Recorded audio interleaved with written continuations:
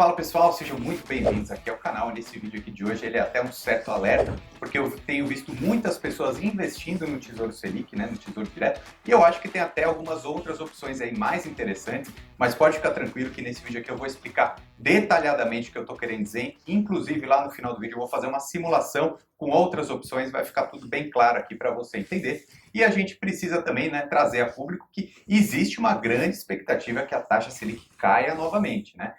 Vai haver uma reunião do Copom, né, o Comitê do Banco Central, nos dias 16 e 17 de junho, né? Então a expectativa do mercado é que caia pelo menos mais 0,5%, ou seja, essa taxa Selic que já está baixa, ela pode cair muito mais, né? Então isso tudo impacta muito os nossos investimentos, as nossas decisões de compras e vendas, né? Então nesse vídeo de hoje aqui eu vou esclarecer tudo isso para vocês. E inclusive eu já aproveito para começar aqui a responder uma pergunta da Natália, que tem tudo a ver com esse vídeo de hoje que eu vou fazer aqui sobre o Tesouro Direto. Olha só, ela disse o seguinte: gostaria que você comentasse por que entre os títulos mais demandados pelos investidores em abril, o Tesouro Selic ficou em primeiro lugar. Então eu até peguei essa pesquisa aqui, vou trazer aqui na tela do computador para vocês para a gente conversar sobre isso. Primeiro aqui, rapidamente, só a captação líquida. Então muitos investidores começaram a investir ou colocaram mais dinheiro no Tesouro Direto em abril. Dá só uma olhada. Apenas aqui em abril, a captação líquida foi de 1.568 milhões de reais, né? Então, que é bastante, principalmente se a gente for comparar que só esse mês de abril aqui já é mais que todo o ano de 2018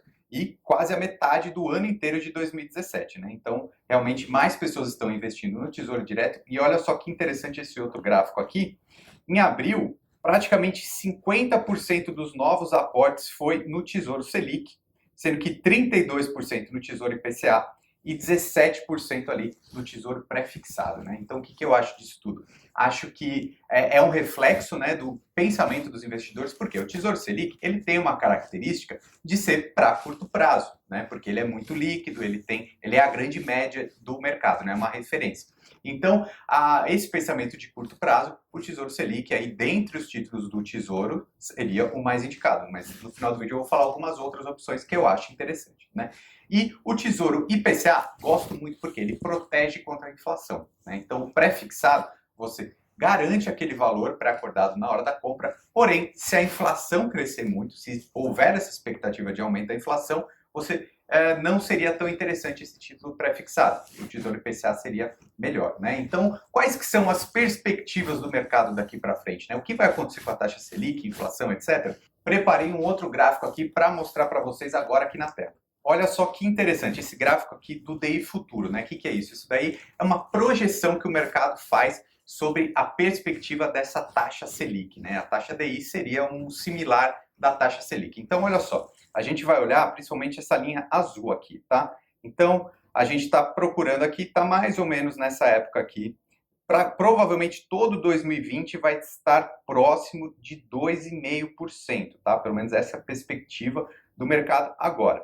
Interessante avaliar também que essa pesquisa sendo feita no mês anterior, em março, a perspectiva era maior, né? A perspectiva da Selic aí para 2020 era em torno de 3, 3,7, 3,8, né? Então, isso muda sempre, né? É assim que funciona o mercado e é até por isso que aparecem as oportunidades de marcação a mercado ou não. E aqui é até interessante, vou até deixar aqui em cima um outro vídeo que eu mostrei, que eu comprei um Tesouro pré-fixado 2026, que está me garantindo ali um retorno de 7,46 por ano, que é um retorno bem alto se a gente for pensar que a Selic aí vai ficar na casa dos 2,5%, né? Imagina só, eu tenho garantido 7,4% ao ano se a Selic, isso no Tesouro pré-fixado, e o Tesouro Selic pagando aí em torno de 2,5%, né? Mas por que isso acontece? Por causa dessa perspectiva futura, né? Inclusive aqui no gráfico a gente pode até trazer aqui, ó, em 2026, a perspectiva da taxa Selic é de estar mais ou menos 6,8%, né? Um mês atrás, mais ou menos 2 meses atrás, a perspectiva era um pouco maior, né? Em 2025, 2026, a perspectiva da taxa Selic está 8,5, quase 9, né? Então, isso tudo ele vai mudando dia a dia. Então, a gente tem que entender que a perspectiva agora, no curto prazo, é da Selic diminuir e depois ela aumentar, se tudo acontecer conforme estão nessas projeções aqui. E por que eu estou falando isso tudo, né? Porque essa perspectiva futura influencia diretamente nas suas decisões de compra. Então, assim, se você vislumbra um aumento da inflação nesse momento, de repente o pré-fixado não é tão interessante. Por quê? Eu estou pré-fixando, por exemplo, que eu vou garantir 7,4% ao ano. Mas se a inflação for 10% ao ano, aí eu perdi dinheiro, poder de compra real, né? Nesse caso aí o Tesouro IPCA poderia ter sido mais interessante porque garantiria o meu poder de compra, né? Por isso que tem que haver sempre uma diversificação, aportar, mesmo no Tesouro Direto, em títulos diferentes e também dentro dos prazos que você precisa do dinheiro, né? Mas agora falando especificamente do Tesouro Selic, por que eu acho que não é interessante investir no Tesouro Selic? Primeiro ponto, né? Ele sempre vai ser o ativo mais seguro da nossa economia, então sempre vai ser interessante para o curto prazo você ter o dinheiro num lugar muito seguro e que tenha liquidez diária, tá? Isso aí é regra, não tem como mudar. Agora, por que de repente o Tesouro Selic não seria o ideal? Eu acho que tem outras opções que são atreladas a títulos públicos que não cobram uma taxa, aquela taxa de custódia de 0,25% que a Bolsa de Valores cobra, né? Então eu vou mostrar isso aqui para vocês hoje detalhadamente agora. Vou entrar aqui na simulação do Tesouro Direto que vai ficar bem claro. Então vamos simular aqui um Tesouro Selic. Quanto quer investir hoje? Então vamos simular um valor aí de 10 mil reais só para a gente chutar e zero investido de aporte mensal. Vamos lá. Aqui o site do Tesouro Direto ele já mostra uma simulação pré-estabelecida, mas aqui a gente precisa mudar esses parâmetros, porque meio que nessa simulação, aqui o site do Tesouro está puxando sardinha para ele mesmo, né? Vou mostrar aqui para vocês, vou explicar direitinho. Então vamos mudar os parâmetros, né? Então essa aqui é a rentabilidade do título, ok, ele está puxando de lá.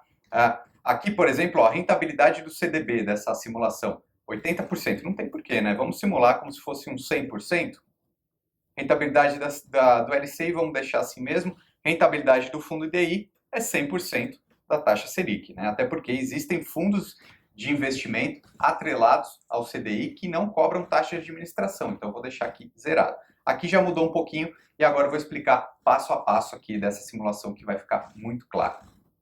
Olha só, então esse título público do Tesouro Selic aqui, no prazo de vencimento dele em 2025, aqueles 10 mil reais que você colocou se tornariam 11.816 reais, tá? Por quê? Porque tem a incidência do imposto de renda mais essa tarifa da B3, tá? O imposto de renda vai incidir em qualquer outro título de renda fixa, mas essa taxa da B3 você não precisa pagar, porque tem outras opções. Olha só, o valor bruto, então, desse investimento, os 10 mil reais, seriam 12.306.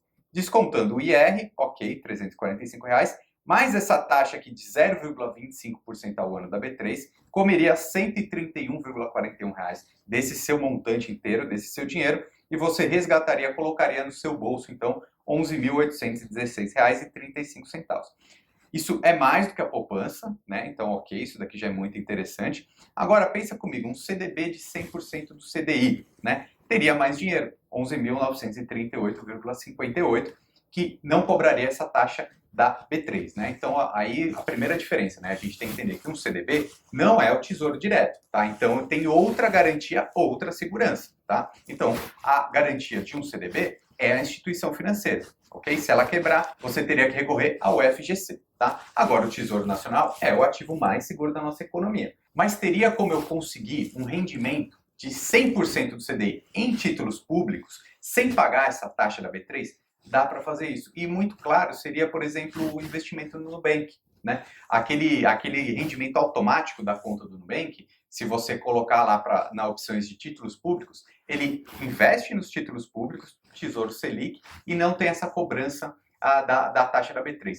Por que acontece isso? Porque as instituições financeiras, elas negociam esses títulos públicos não no Tesouro Direto, no mesmo Tesouro Direto que nós, pessoas físicas, investimos. Tem um mercado secundário. E aí essas grandes instituições financeiras, elas fazem a negociação ali nesse mercado secundário, tá? Então, pode ser até que tenham taxas diferentes ali nessa negociação, mas elas são só para essas instituições que compram títulos muitos, de valores muito altos, né? Então, é um negócio diferente. E quando você coloca o seu dinheiro ali no Nubank, por exemplo, esse dinheiro fica ali, né, custodiado nesses títulos públicos ali desse mercado secundário, eles não ficam no seu CPF, tá? Então, por isso você não precisa pagar a taxa, mas tem toda a garantia, a segurança do Tesouro Nacional dentro desses títulos, tá bom? Eles ficam ali onde só essas instituições financeiras ou grandes aportes é que conseguem ser negociados, tá? por isso não se cobra essa taxa.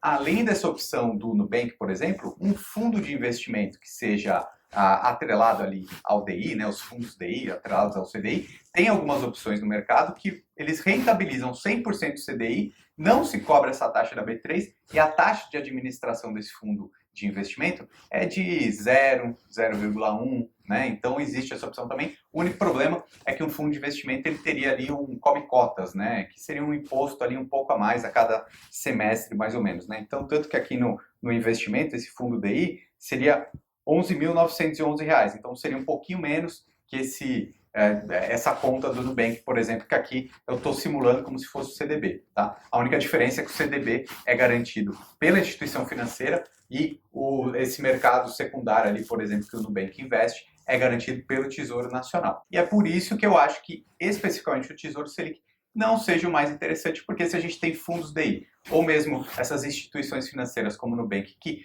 dão essa rentabilidade, a mesma segurança e um pouquinho a mais, você vê que não é uma diferença tão grande de dinheiro assim, né? Mas, por isso, eu acho que existem essas opções que são um pouquinho mais interessantes. Agora, o Tesouro Pré-Fixado, o Tesouro IPCA, isso aí continua sendo extremamente interessante. Tem até outros vídeos aqui no canal que eu falo mais sobre isso, ok? Então, inscreva-se aqui no canal, continue compartilhando esse vídeo com seus amigos e deixe seus comentários. Um abraço!